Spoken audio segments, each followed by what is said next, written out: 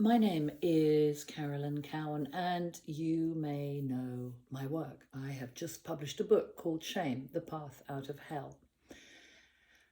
And I'm very interested in shame. I'm very interested in conversations about shame. And I've been trying to work out how to talk further about shame.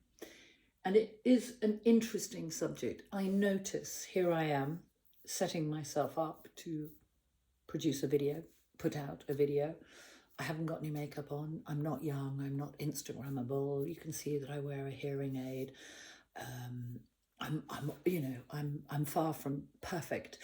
And the thing that brings up for me is a current fascination that I have, having written a book about shame, The Path Out of Hell.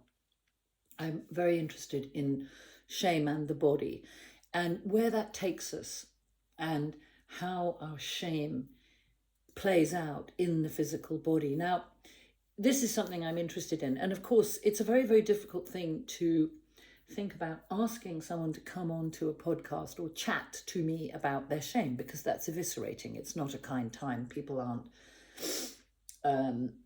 so willing to eviscerate themselves about what they're ashamed of. So, that's not a thing. So I'm trying to work out format-wise how this could work. And so I'm actually really interested if you have feedback. I could talk. I could also answer questions that got sent in. I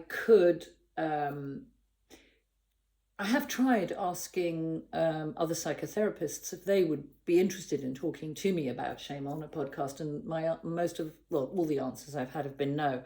So it's such an interesting conversation to try to have, because it's a very difficult conversation to try to have.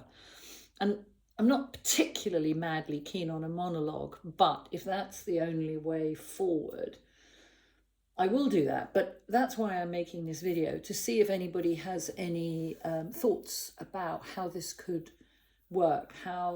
I've tried to think about it a lot, and I did think about returning to Substack and doing something on Substack, but I think that the problem with Substack is it's a very annoying platform. It overwhelms you with information, whereas what I'm thinking about doing at the moment is setting up a newsletter about shame that would just literally be separate. So if you're already signed up to my regular newsletter and you don't want to hear about shame, you wouldn't have to sign up to this other newsletter. But if you want to know more about shame, then you would sign up to this other newsletter. And I'm thinking this will go on Instagram, this will go on YouTube, and you can access whatever this is or becomes through the newsletter that you sign up to. So I would, once a week or whatever, once every couple of weeks, have a conversation. And my gut feeling at the moment is that what could work really well is having an ongoing dialogue about shame and the body. Now, shame and the body is quite an interesting thing because, okay, there's how you feel about your body. I can tell you how I feel about my body. I'm not going to go into it right now, but obviously everybody has a thing about their body. Some people love their body, and some bodies just should be honed to perfection, or they are perfection. And why isn't mine perfection? For lots of reasons.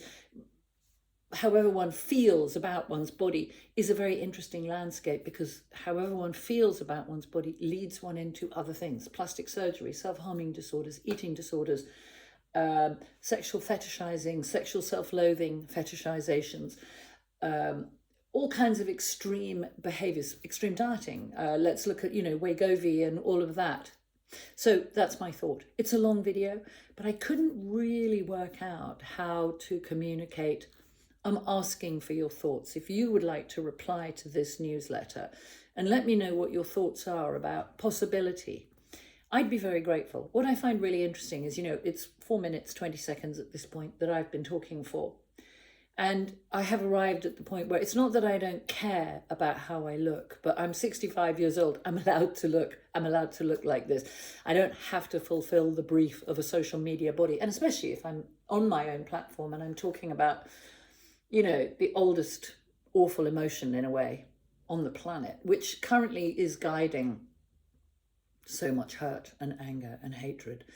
I think it's time to have open conversations about shame. So please give me your thoughts, and thank you in advance.